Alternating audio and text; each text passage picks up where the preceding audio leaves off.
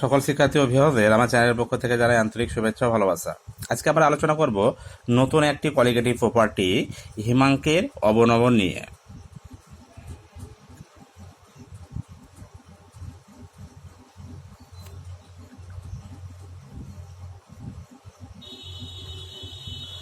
তো দেখো, এর আগে আমাদের দুটো কোয়ালিটেটিভ প্রপার্টি সম্পর্কে আলোচনা হয়েছে। তো আজকে যে তৃতীয় নম্বর যে কোয়ালিটেটিভ প্রপার্টি আছে সেটারই আজকে আমরা আলোচনা করব। তো আজকে আমাদের আলোচনার বিষয় হচ্ছে হিমাঙ্কের অবনমন। তো তোমরা জানো যে যে কোনো তরল পদার্থের ক্ষেত্রে হিমাঙ্ক কাকে বলে সেটা মোটামুটি তোমরা জানো। যেমন জলের ক্ষেত্রে তোমরা জানো যে জলের ক্ষেত্রে কি হয়, 0°C উষ্ণতায় জল জমে কি হয়, কঠিন বরফে পরিণত হয়। তো এই হিমাঙ্ক ঠিক কাকে বলবো, কোন উষ্ণতাকে আমরা হিমাঙ্ক বলবো? তো যে কোনো পদার্থের ক্ষেত্রে যে উষ্ণতায় তরল পদার্থ তার কঠিন পদার্থের সঙ্গে কি হবে, সাম্যাবস্থায় থাকে, তখন সেই উষ্ণতাকে ওই পদার্থের কি বলা হয়ে থাকে, হিমাঙ্ক বলা হয়ে থাকে। তো যে কোনো তরল পদার্থের ক্ষেত্রে যদি আমরা হিমাঙ্ক দেখি তাহলে কি হবে, যে ওই উষ্ণতাতে কি থাকবে, তরলটি তার কঠিন রূপের সঙ্গে কি থাকবে, সাম্যাবস্থায় থাকবে। যেমন ধরো আমরা যদি উদাহরণ দিই, তরল অবস্থা কি থাকবে, এটার সঙ্গে সাম্যাবস্থায় কি থাকবে, কঠিন অবস্থা।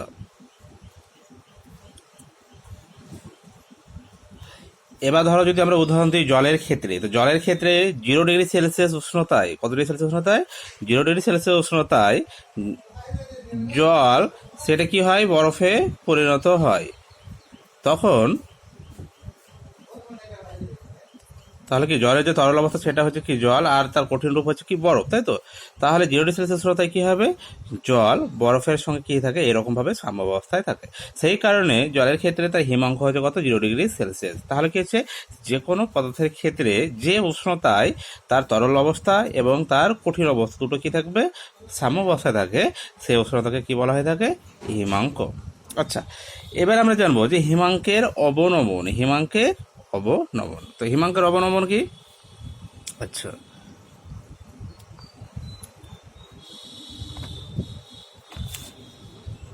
অবনমন শব্দটার মানে হচ্ছে কি, হ্রাস বা কমে যাওয়া।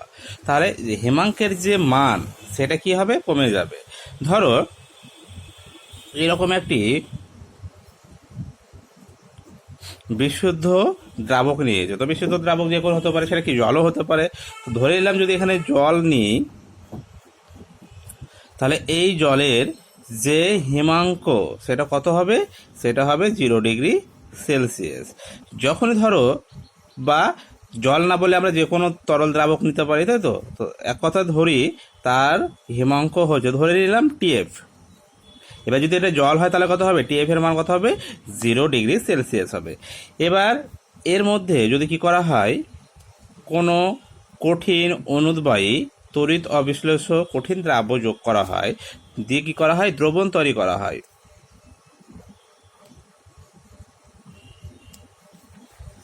আচ্ছা, তাহলে এটা কি, এটা হচ্ছে বিশুদ্ধ দ্রাবক। এরপরে কি করা হলো, এর মধ্যে দ্রাব্য যোগ করে, কঠিন অনুদ্বয়ী তড়িৎ অবিশ্লেষ্য দ্রাব্য যোগ করে কি করা হলো, দ্রবণ তৈরি করা হলো।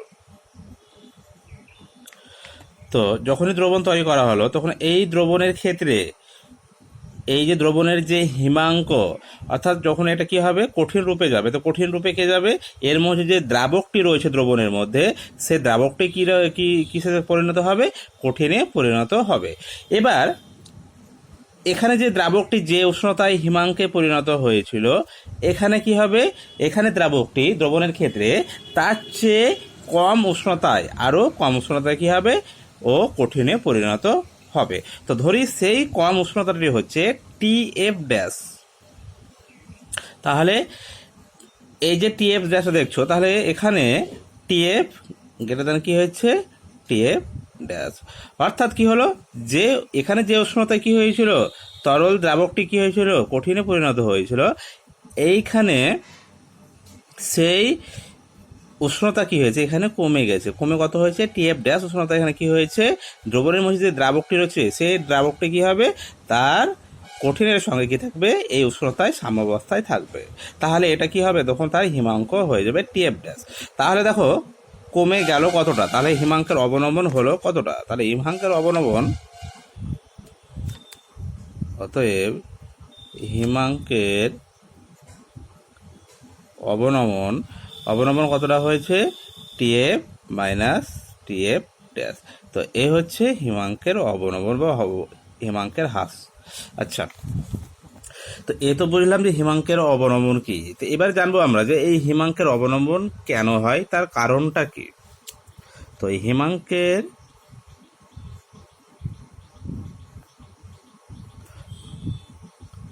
অবনমনের কারণ, তো হিমাঙ্কের অবনমনের কারণ আমরা দুটো উপায়ে বোঝার চেষ্টা করব। প্রথমত বাষ্পচাপ দিয়ে বোঝার চেষ্টা করব, তারপরে কি একটি লেখচিত্র দিয়ে আমরা সেটাকে কি বোঝার চেষ্টা করব। তো প্রথমেই আমরা যেটা বোঝার চেষ্টা করব সেটা হচ্ছে বাষ্পচাপ দিয়ে।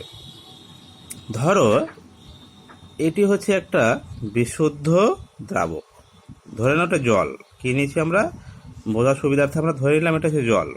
আচ্ছা,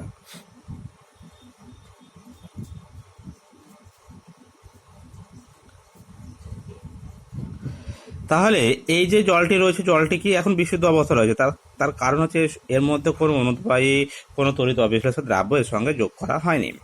এবার এই জলের উষ্ণতা যখন কি হবে কমিয়ে কমিয়ে কমিয়ে কতটা নিয়ে যাওয়া হবে 0 ডিগ্রি সেলসিয়াসে নিয়ে যাওয়া হবে, তখন ওই 0 ডিগ্রি সেলসিয়াস উষ্ণতায় কি হবে জল বরফের সঙ্গে কি থাকবে সাম্যাবস্থায় থাকবে, এবং এই মুহূর্তে অর্থাৎ 0 ডিগ্রি সেলসিয়াস উষ্ণতায় কি থাকবে যে বিশুদ্ধ দ্রাবক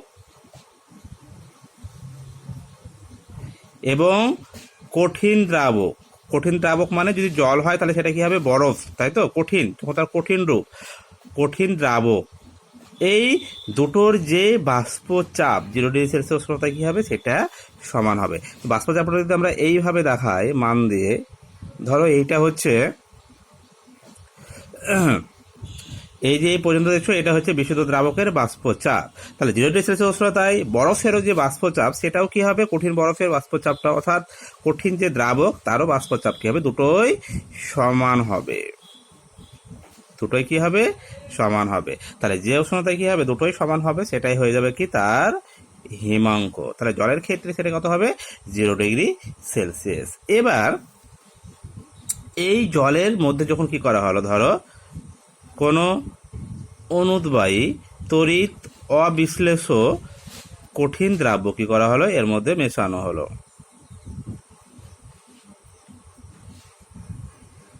তাহলে কোনো অনুদ্বায়ী তড়িৎ অবিশ্লেষ্য কঠিন দ্রাব্য যদি এর মধ্যে যোগ করা হয় তাহলে এই যে দ্রবণ তৈরি হলো সেই দ্রবণের ক্ষেত্রে তার বাষ্পচাপ কি হবে কমে যাবে, কারণ আমরা বাষ্পচাপের যে অবনমনটা পড়ে এসেছি আপেক্ষিক অবনমন সেখানে দেখেছিলাম কি যখনই কোনো কি দ্রবণ তৈরি করা হয় কোনো অনুদ্বায়ী তড়িৎ অবিশ্লেষ্য দ্রাব্য দিয়ে তার বাষ্পচাপ কি হয় কমে যায়। তাহলে দ্রবণের ক্ষেত্রে এখন যে এখানে যে দ্রাবকটি রয়েছে তাহলে সেই দ্রাবকের বাষ্পচাপ এখন কি হবে কমে যাবে। তাহলে যদি আমরা এখন বাষ্পচাপ যদি দেখি দ্রবণের ক্ষেত্রে,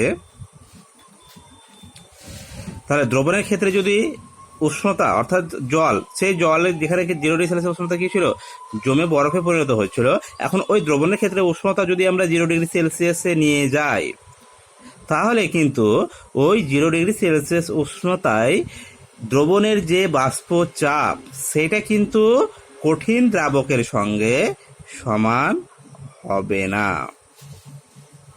এটা কি এটা ছিল কঠিন দ্রাবক, তাই তো এটা কঠিন দ্রাবকের বাষ্পচাপ। এবার দেখো এই কঠিন দ্রাবকের যে বাষ্পচাপ তার চেয়ে দ্রবণের যে বাষ্পচাপ সেটা কি হয়েছে কম আছে, সেই কারণে দ্রবণের ক্ষেত্রে যদি 0 ডিগ্রি সেলসিয়াস তুমি নিয়ে যাও সেই 0 ডিগ্রি সেলসিয়াস উষ্ণতায় কি জল জমে আর বরফে পরিণত হবে না, বা যে তরলটি নিয়েছি সেই দ্রাবকটি ওই উষ্ণতায় কি হবে না জমে কঠিন আকারে পরিণত হবে না। এবার কি করতে হবে উষ্ণতা আমাকে আরো কমাতে হবে, তাহলে 0 ডিগ্রি থেকে যদি আরো কমাতে কমাতে ধরো -2°C, কমাতে কমাতে কত নিয়ে গেলাম, -2°C নিয়ে গেলাম। এবার যত উষ্ণতা কমাবো তত কি হবে, এই যে কঠিন দ্রাবকটি দেখছো এর যে বাষ্পচাপ সেটা কি হবে, খুব দ্রুত হারে কি হবে, কমতে থাকবে। তাহলে যখনই আমরা 0°C উষ্ণতা থেকে কম উষ্ণতা নিয়ে যাচ্ছি, এটা কার ক্ষেত্রে বলছি, জলের ক্ষেত্রে। তো যখনই আমরা 0°C উষ্ণতা কম উষ্ণতায় নিয়ে যাব তখন কি হবে, এই যে কঠিন দ্রাবকটি দেখছো অর্থাৎ বরফ দেখছো তার যে বাষ্পচাপ সেটা খুব দ্রুত হারে কমতে কমতে কি হবে, দ্রবণের যে বাষ্পচাপ তার সঙ্গে কি হবে, সমান হয়ে যাবে। তখন কি হবে, তখন এই যে দ্রবণের মধ্যে যে কঠিন দ্রবণের মধ্যে যে তরলটি রয়েছে, জল রয়েছে, সেই জল এখন কি হবে, কঠিন দ্রাবক অর্থাৎ কি হবে, বাষ্পের সঙ্গে কি থাকবে এখন, সাম্য, অর্থাৎ কঠিন দ্রাবকের যে বাষ্পচাপ এবং তরলের দ্রাবকের যে বাষ্পচাপ সেটা কি হবে, এখন সমান হবে। তাহলে এটা কি কঠিন দ্রাবক, অর্থাৎ জল হলে সেটা কি হবে, বরফ হবে, কঠিন দ্রাবক। তাহলে দুটোর ক্ষেত্রে দেখো বাষ্পচাপ সমান হয়ে যাচ্ছে এবং দুটো কি থাকবে, সাম্যাবস্থায় থাকবে। তাহলে এই যে -2°C, এই 2°C হয়ে যাবে কি এখন দ্রবণের ক্ষেত্রে তার হিমাঙ্ক। তার কারণ এখন -2°C উষ্ণতায় যে জল 0°C উষ্ণতায় কি জমে বরফ হয়েছিল, সেই জল এখন কি হবে, -2°C উষ্ণতায় জমে বরফে পরিণত হবে। তার ফলে যে হিমাঙ্কের যে অবনমন, অর্থাৎ হিমাঙ্ক কতটা কমে গেল, হিমাঙ্কের অবনমন কতটা হলো না, 0 -2 সমান কত আসছে,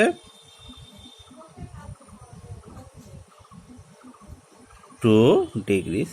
তাহলে হিমাঙ্কের যে অবনমন কতটা কমে গেল, 2°C পর্যন্ত হিমাঙ্ক কমে গেল। তাহলে এটাই হচ্ছে কি হিমাঙ্কের অবনমন। তো এইভাবে কি আমরা হিমাঙ্কের যে অবনমন কেন হয় তার কারণটা কি করলাম, আমরা ব্যাখ্যা করলাম। আচ্ছা, এবার আমরা একটু লেখচিত্রের সাহায্যে জানার চেষ্টা করব যে হিমাঙ্কের অবনমনের কারণটা কি। তো লেখচিত্রের সাহায্যে বোঝার জন্য আমাদের দুটো অক্ষ নিতে হবে। তো এই দিকে ধরো, এই দিকে নিয়েছে উষ্ণতা আর এই দিকে আছে ধরো বাষ্পচাপ। প্রথমে আমরা বিশুদ্ধ দ্রাবকের ক্ষেত্রে দেখব।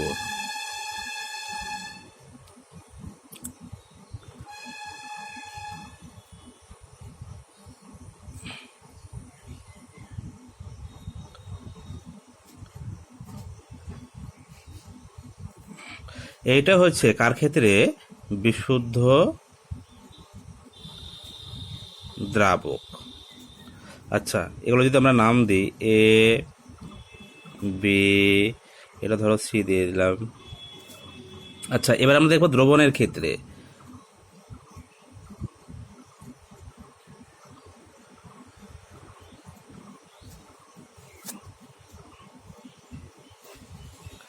এটা নাম দিলাম ধরো ডি, এটা নাম দিলাম হচ্ছে এ। আচ্ছা, তো এখানে কি হচ্ছে, এবার আমরা ঘটনাটা একটু বোঝার চেষ্টা করি। এইটা হচ্ছে ধরো বিশুদ্ধ দ্রাবক বা জল বা যে কোনো বিশুদ্ধ দ্রাবক নিয়েছো, তাই তো। তো সেই বিশুদ্ধ দ্রাবকের ক্ষেত্রে কি হচ্ছে, উষ্ণতা যত এদিকে আসছে তত কি হচ্ছে, উষ্ণতা কমছে, তাই তো। তাহলে উষ্ণতা কমলে দেখো কি হচ্ছে, বাষ্পচাপ আস্তে আস্তে কমছে, কমতে কমতে কমতে কমতে যখন কি হবে, এই যে এ পয়েন্টটা দেখছো, এই এ পয়েন্টে যখন সেটা আসবে তখন এই যে তরল অর্থাৎ বিশুদ্ধ যে দ্রাবক সেটা কিসে পরিণত হবে, তার কঠিন রূপে পরিণত হবে। তাহলে এই এ পয়েন্টটা এসে কি হবে, সেটা কঠিনে পরিণত হবে। তাহলে বিশুদ্ধ দ্রাবকের ক্ষেত্রে এই যে এ পয়েন্টটা দেখছো এটাই হচ্ছে কি তার হিমাঙ্ক। তাহলে এইটাকে যদি আমরা উষ্ণতায় দেখি তাহলে কত হবে হিমাঙ্কটা, এইটা হচ্ছে ধরো টিএফটা। আচ্ছা, এই যে এটা দেখানো হয়েছে, এই যে সিডি এটা দেখো, এটা হচ্ছে কার ক্ষেত্রে, দ্রবণের ক্ষেত্রে। তাহলে যখন দ্রবণ তৈরি করা হয়েছে তো সেই দ্রবণের ক্ষেত্রে কি হচ্ছে, উষ্ণতা কমতে কমতে কি হচ্ছে, বাষ্পচাপ কমছে এবং এক সময় কি হয়েছে, যে ডি পয়েন্টটা দেখছো, এই ডি পয়েন্টে এসে কি হবে, দ্রবণে যে তরলটি রয়েছে বা যে দ্রাবকটি রয়েছে সেটি কি হবে, দ্রবণের মধ্যে তখন সেটি কি কঠিন রূপে পরিণত হবে। তাহলে এই যে ডি পয়েন্টটা দেখছো, এই ডি পয়েন্টটা হচ্ছে কি দ্রবণের ক্ষেত্রে কি হিমাঙ্ক। তাহলে একে যদি আমরা উষ্ণতায় দেখি, উষ্ণতায় তাহলে কতটা মান পাবো, তাহলে ঠিক এই রকম পয়েন্টে আমরা কি হবে মানটা পাবো। তাহলে এইটা হচ্ছে ধরো, আচ্ছা এটা ছিল দ্রাবকের ক্ষেত্রে, সেটা ছিল টিএফ, আর এইটা হচ্ছে দ্রবণের ক্ষেত্রে, সেটা হচ্ছে টিএফ ড্যাশ। তাহলে এখন দেখো টিএফটা নিশ্চয়ই বেশি কাটছে টিএফ ড্যাশের চেয়ে, তাহলে কমে গেল কতটা, আমরা যদি এইটুকু যদি মাইনাস করি তাহলে কি হবে, কতটা হিমাঙ্ক কমে গেল দ্রবণের ক্ষেত্রে সেইটা আমরা পেয়ে যাব। তাহলে হিমাঙ্কের অবনমন কতটা হচ্ছে,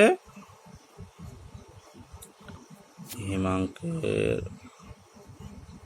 অবনমন কতটা হচ্ছে টিএফ মাইনাস টিএফ ড্যাশ। তো এই হচ্ছে কি এই হিমাঙ্কের অবনমন। তাহলে কি আমরা দুটোভাবে বোঝার চেষ্টা করলাম যে হিমাঙ্কের অবনমন কি করে হয়, তাই তো। আচ্ছা, এবার আমরা দেখব এই যে হিমাঙ্কের অবনমন হলো, এই হিমাঙ্কের অবনমন সংক্রান্ত কি রাউল্টের একটি সূত্র রয়েছে। তো সে এবার রাউল্টের সূত্রটি এবার আমরা জানবো। তো হিমাঙ্কের অবনমন সংক্রান্ত রাউল্টের যে সূত্র সেটা কি, রাউল্টের সূত্র রয়েছে যে কোনো বিশুদ্ধ দ্রাবকের মধ্যে যদি কি করি আমরা অনুদ্বায়ী তড়িৎ অবিশ্লেষ্য অসংযোজিত কঠিন দ্রাব্য যদি আমরা যোগ করি, তাহলে সে দ্রবণের কি হয় হিমাঙ্কের অবনমন হয়। এবং এই যে হিমাঙ্কের অবনমন সেটা কার সঙ্গে সমানুপাতিক হবে, ওই দ্রবণের মোলাল গারত্বের সঙ্গে সমানুপাতিক। তাহলে কোনো একটা বিশুদ্ধ দ্রাবকে যদি আমরা কি করি তড়িৎ অনুদ্বায়ী কঠিন এবং তড়িৎ অবিশ্লেষ্য যদি দ্রাব্য যোগ করি, তাহলে সেই দ্রবণের ক্ষেত্রে কি হবে হিমাঙ্কের অবনমন হবে। তো সেই হিমাঙ্কের অবনমন যদি ধরে নিই ডেল টি এফ, কতটা কমে গেছে ডেল টি এফ। তো বলছে এই ডেল টি এফ কার সঙ্গে সমানুপাতিক হবে, দ্রবণের যে মোলাল গারত্ব অর্থাৎ মোলালিটি আমরা পড়ে এসেছি, সেই মোলাল গারত্বের সঙ্গে কি হবে সমানুপাতিক হবে। তাহলে ডেল টি এফ সমান যদি তুলি তাহলে এটা কি হবে, একটা ধ্রুবক কে এফ ইন্টু এম। এই যে কে এফ এটাকে বলা হচ্ছে হিমাঙ্ক ধ্রুবক, হিমাঙ্ক ধ্রুবক, বা এটা আরো নাম আছে, সেটাকে বলা হচ্ছে হিমাঙ্কের মোলাল অবনমন, বা আর একটা নাম আছে সেটাকে বলা হচ্ছে ক্রায়োস্কোপিক ধ্রুবক। কি বলা হয় ক্রায়োস্কোপিক ধ্রুবক। তো কে এফ এর এরকম কি আছে বিভিন্ন নাম আছে। তো এটা হচ্ছে কি রাউল্টের সূত্র, হিমাঙ্কের অবনমন সংক্রান্ত কি রাউল্টের সূত্র। তাহলে রাউল্টের সূত্র কি বলা আছে যে কোনো অনুদ্বায়ী তড়িৎ অবিশ্লেষ্য কঠিন দ্রাব্যে লঘু দ্রবণের হিমাঙ্কের অবনমন ওই দ্রবণের মোলাল গারত্বের সঙ্গে সমানুপাতিক।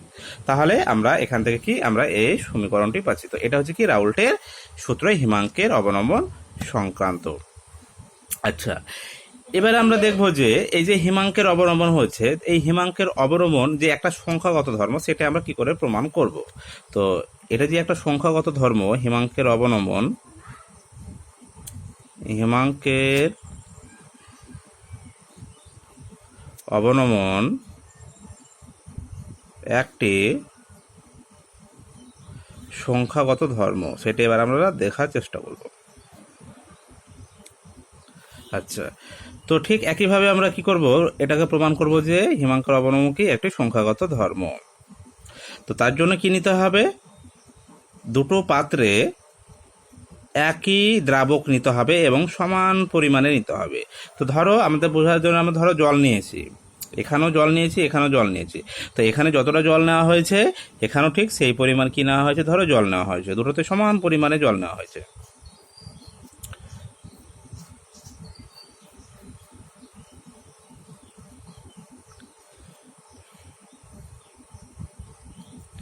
এবার এই জলের মধ্যে কি করব,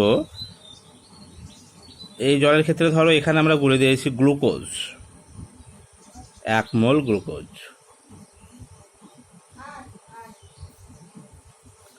এইখানে আমরা 1 মোল ধরো নিয়ে নিয়েছি ইউরিয়া।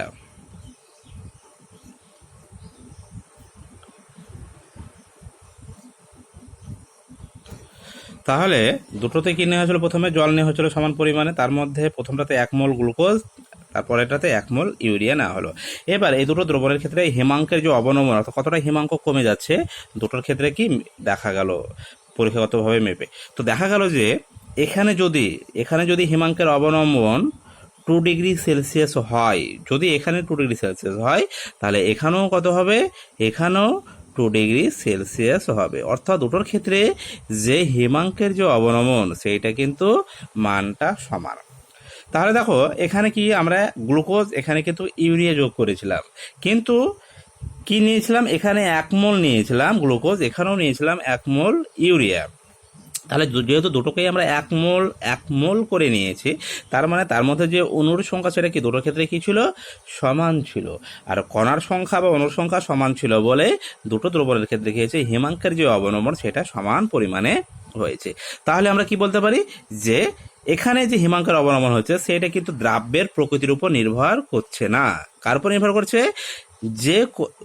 যে কতগুলো আমরা দ্রাব্যের অনুযোগ করেছি বা কতগুলো কণা রয়েছে তার উপর নির্ভর করে হিমাঙ্কের অবনমন কতটা হবে। তো যেহেতু আমরা সমান সংখ্যায় কি নিয়েছি? সমান সংখ্যায় গ্লুকোজ অণু, সমান সংখ্যায় ইউরিয়া অণু নিয়েছি, সেই কারণে দুটোর ক্ষেত্রে কি হিমাঙ্কের যে অবনমন তার যে সংখ্যাগত মান সেটা কি দুটোর ক্ষেত্রে কি হয়েছে? সমান হচ্ছে। তাহলে সেই ক্ষেত্রে আমরা বলতে পারি যে হিমাঙ্কের অবনমন কি একটি সংখ্যাগত ধর্ম, বা হিমাঙ্কের অবনমন হচ্ছে একটি কোয়ালিটেটিভ প্রপার্টি। আচ্ছা, এবার আমরা হিমাঙ্কের যে অবনমন রয়েছে, যে সূত্র রয়েছে রাউল্টের সূত্র, সেখান থেকে এবার আমরা কি করব? দ্রাব্যের আণবিক ভর নির্ণয় করব। ঠিক একইভাবে আমরা এর আগে যেমন নির্ণয় করেছিলাম, আমরা হিমাঙ্কের অবনমনের ক্ষেত্রে কি করব? দ্রাব্যের আণবিক ভর আমরা নির্ণয় করব। আচ্ছা, দ্রাব্যের আণবিক ভর নির্ণয়। আচ্ছা, কি করে আমরা দ্রাব্যের আণবিক ভর নির্ণয় করব? তো তার জন্য কি লাগবে? দ্রাবক আর দ্রাব্য, তাদের পরিমাণ, দ্রাবক এবং দ্রাব্য। আচ্ছা, তো ধরো আমরা দ্রাবক নিয়েছি W1 গ্রাম, দ্রাব্য নিয়েছি W2 গ্রাম। আচ্ছা, দ্রাবকের যে আণবিক ভর ধরে নিলাম সেটা M1, দ্রাব্যের ক্ষেত্রে যে আণবিক ভর সেটা হচ্ছে M2। আচ্ছা, তাহলে এখান থেকে আমরা যদি বলতে পারি যে কি, আমরা যখন কোনো একটা দ্রবণ তৈরি করছি, ধরো W1 গ্রাম কিনেছি দ্রাবক নিয়েছি, W2 গ্রাম আমরা কিনেছি দ্রাব্য নিয়েছি, তাহলে এখানে দ্রাব্য কত মোল নিয়েছি নিশ্চয়ই আমরা পেয়ে যাব। তো দ্রাব্যের ক্ষেত্রে কত মোল রয়েছে সেটাকে N2 দিয়ে প্রকাশ করবো আমরা। তাহলে N2 সমান কি হবে? তো মোল সংখ্যা কি করে পাবো? পরিমাণ যতটা নিয়েছি তাকে কি করবো? তার আণবিক ভর দিয়ে ভাগ করবো, অতএব W2/M2। তাহলে কত মোল আমরা দ্রাব্য নিয়েছি সেটা আমরা পেয়ে গেলাম। আচ্ছা, তো এবার আমরা এখান থেকে বলতে পারি যে W1 গ্রাম দ্রাবকে কতটা দ্রাব্য আছে বা কত মোল দ্রাব্য নিয়েছি আমরা, তাহলে W2/M2 এত মোল, তাই তো? তাহলে দ্রাবকে দ্রাব্য রয়েছে কত মোল রয়েছে? রয়েছে W2/M2 এত মোল। তাহলে 1 গ্রাম দ্রাবকে দ্রাব্য কতটা রয়েছে নিশ্চয়ই আমরা পেয়ে যাব। তাহলে W2/M2 ইন্টু W1, তাহলে 1000 গ্রাম। এবার কত বের করবো? সবসময় আমরা মোলালিটি বের করতে গেলে 1000 গ্রাম দ্রাবকে কত মোল দ্রাব্য রয়েছে সেটা আমরা পেয়ে যাবো, তাই তো? তাহলে 1000 গ্রাম দ্রাবকে দ্রাব্য রয়েছে কত মোল হবে? ইন্টু 1000 এত মোল। তাহলে এটাই হয়ে যাচ্ছে কি তার মোলালিটি। তাহলে মোলালিটি সমান কত পেলাম আমরা? তাহলে দ্রবণের মোলালিটি হয়ে গেল W2 into 1000/M2 into W1। তাহলে এই হচ্ছে আমাদের মোলালিটি বেরিয়ে গেল। এবার আরেকটা সূত্র আমরা কি দেখতে পেলাম? ΔTF অর্থাৎ হিমাঙ্কের অবনমন কতটা কমে যাচ্ছে, সেটা কি? সেটা কার সঙ্গে সমান হচ্ছে? KF into M। এবার এখানে M এর মানটা যদি আমরা বসিয়ে দিই তাহলে কত হবে? W2 into 1000/M2 into W1। তাহলে আমরা কি বের করবো? আমরা এখানে M2টা বের করবো, তাই তো? তাহলে M2 কত হবে?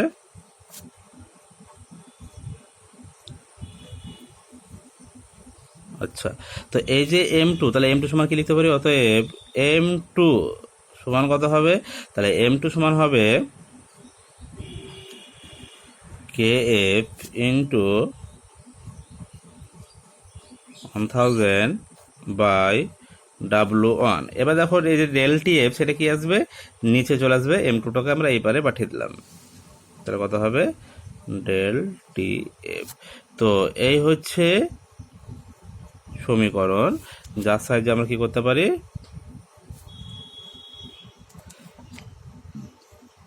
দ্রাব্যের যে আণবিক ভর সেটা আমরা কিন্তু এই সমীকরণের সাহায্যে কি করতে পারি, আমরা নির্ণয় করতে পারি। তাহলে আমাদের যদি KF এর মান জানা থাকে, আমাদের যদি ডেল TF এর মান জানা থাকে, W2 W1 এর মানগুলো যদি জানা থাকে, তাহলে আমরা এই সমীকরণের সাহায্যে দ্রাব্যের যে আণবিক ভর সেটাকে আমরা কি করতে পারি, নির্ণয় করতে পারি। আচ্ছা, এবার আমরা জানবো যে KF সম্পর্কে। তো যে হিমাঙ্ক ধ্রুবক,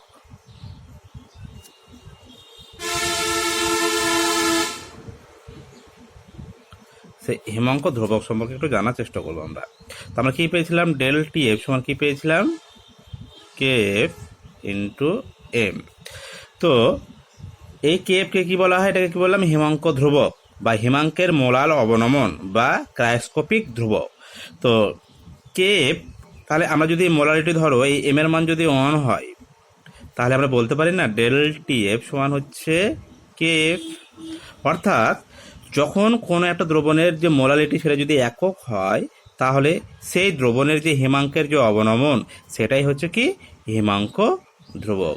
তাহলে যদি আমরা হিমাঙ্কের ধ্রুবকের যে সংজ্ঞাটা লিখি, তাহলে কি হবে, তাহলে মোলালিটি অন, মোলালিটিকে কত হতে হবে, অন হতে হবে দ্রবণ। অর্থাৎ 1000 গ্রাম দ্রাবকে অনুদ্বায়ী তড়িৎ অবিশ্লেষ অসংযুক্ত কঠিন দ্রাব্যের 1 মোল দ্রাব্য দ্রবীভূত হলে যে দ্রবণ তৈরি হয়, সেই দ্রবণের যে হিমাঙ্কের অবনমন সেটাই হচ্ছে কি হিমাঙ্ক ধ্রুবক বা ক্রায়োস্কোপিক ধ্রুবক। তো এই হচ্ছে কি হিমাঙ্ক ধ্রুবক। তো হিমাঙ্ক ধ্রুবকে যদি এবারে আমরা একক দেখি, তাহলে একক কি হবে, তাহলে এখান থেকে দেখো KF সমান আমরা লিখতে পারি যে ডেল TF বাই M। তো এই যে TF এটা কি, এটা হচ্ছে কি উষ্ণতা বোঝাচ্ছে, মানে হিমাঙ্কের অবনমন কতটা হচ্ছে, তার মানে কি উষ্ণতা বোঝাচ্ছে, তার মানে এক কথা যদি বলি ডিগ্রি, তাই তো। আর এটা কি, এটা হচ্ছে মোলালিটি, তাহলে ডিগ্রি পার মোলালিটি, এটা যেমন একটা একক বলতে পারি। আবার এটাকে যদি আমরা একটু ভেঙে লিখি, তাহলে মোলালিটিকে কি, মোলালিটি সমান কি লিখতে পারি আমরা, মোলালিটি সমান লিখতে পারি মোল পার কেজি, তাই তো। তাহলে মোল পার কেজি, তাহলে এটাকে যদি লিখি তাহলে কি হবে ডিগ্রি। এবার দেখো ডিগ্রিটা কি, সেটাকে আমরা এই যে উষ্ণতা বোঝাচ্ছে, এটাকে আমরা সেলসিয়াস স্কেলে প্রকাশ করতে পারি, আবার কেলভিন স্কেলে প্রকাশ করতে পারি। যদি সেলসিয়াস স্কেলে প্রকাশ করে তাহলে কি হবে, এটা হবে ডিগ্রি সেলসিয়াস, কেজির উপরে চলে যাবে কেজি, তারপরে কি হবে মোল ইনভার্স। এটা হচ্ছে একটা একক KF এর। আর একটা একক কি হতে পারে, এটাকে যদি আমরা কেলভিনে নিই, তাহলে কি হবে কেলভিন কেজি মোল ইনভার্স। তো এই হচ্ছে হিমাঙ্ক ধ্রুবকের একক। আচ্ছা, তো কি হলো, আমরা হিমাঙ্ক ধ্রুবক সম্পর্কে কি হলো জানলাম। এবার এই হিমাঙ্ক ধ্রুবক কার উপর নির্ভরশীলতা, KF এর যে নির্ভরশীলতা সেটা একটু আমরা দেখে নিই। KF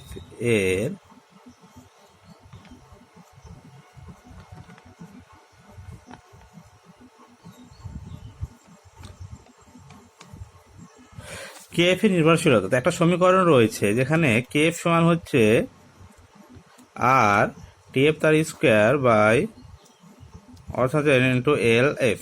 তো এগুলো কি না, এগুলো হচ্ছে আর হচ্ছে কি সর্বজনীন গ্যাস ধ্রুবক। TFটা কি, TFটা হচ্ছে কি দ্রাবকের হচ্ছে হিমাঙ্ক, বিশুদ্ধ দ্রাবকে তার হিমাঙ্ক। LFটা হচ্ছে ওই যে তরল দ্রাবকটি নিয়েছি, সে তরল দ্রাবকের কি হিমাঙ্কের যে লীনতাপ সেটা হচ্ছে LF এবং 1000। তাহলে এখানে দেখো যে প্রত্যেকটা যে রাশিগুলো রয়েছে সবগুলো কি দ্রাবক সম্পর্কিত, কি সম্পর্কিত, দ্রাবক সম্পর্কিত। তো সেই কারণে KF এর মান কতটা হবে সেটা নির্ভর করবে যে যে দ্রাবকটি নিয়েছি সেই দ্রাবকের প্রকৃতির উপর, অর্থাৎ কি দ্রাবক নিয়েছি সেই দ্রাবকের প্রকৃতির উপর নির্ভর করবে KF এর মান কতটা হবে। তো এই হচ্ছে KF এর নির্ভরশীলতা। তো এই হচ্ছে আমাদের কি হিমাঙ্কে দ্রবণের ক্ষেত্রে হিমাঙ্কের অবনমন সংক্রান্ত যাবতীয় আলোচনা। তো এবার আমরা দেখবো যে রাউল্টের যে সূত্র পেলাম তার প্রযোজ্যতা, অর্থাৎ কখন রাউল্টের সূত্রটি প্রযোজ্য হবে হিমাঙ্কের অবনমন সম্পর্কে। আচ্ছা, তো হিমাঙ্কের অবনমন সম্পর্কিত রাউল্টের যে সূত্র সেটা প্রযোজ্য হবে যখন কি হবে, যখন আমরা যে দ্রাবটি নিব সে দ্রাবটি কি হবে, দ্রাবটি হবে অসংযোজিত।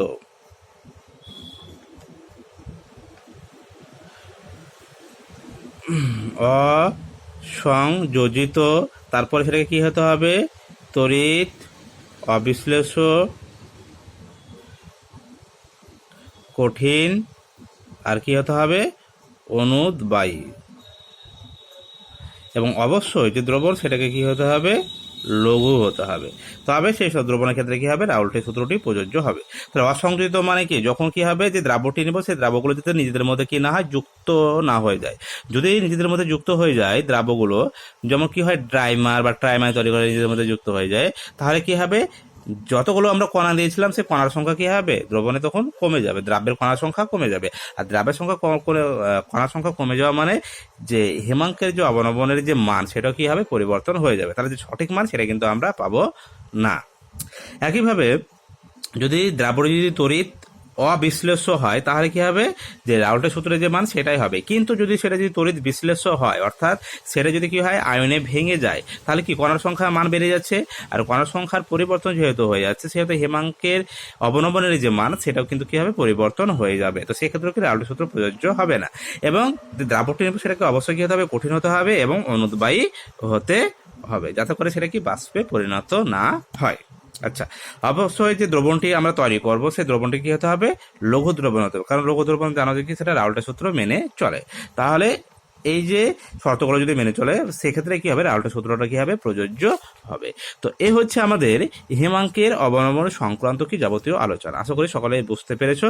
তো ক্লাসটা একটু ভালো মনোযোগ দিয়ে সবাই দেখবে, আশা করি সকলে বুঝতে পারবে। তো আজকে এই পর্যন্তই, ধন্যবাদ।